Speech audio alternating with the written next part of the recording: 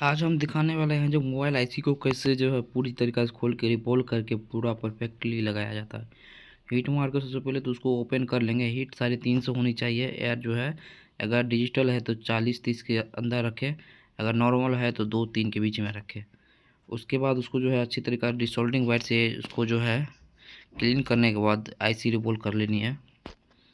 उसके बाद आईसी को क्लीन करने के बाद हल्की पेस्ट देनी है और नॉर्मल हीट रहनी चाहिए। हीट जो है 350 के आसपास रहनी चाहिए, ये ध्यान रखना है। एयर इसमें जो है 2 से भी 2 1.5 2 के बीच में रहनी चाहिए और ये परफेक्टली वर्क करेगी।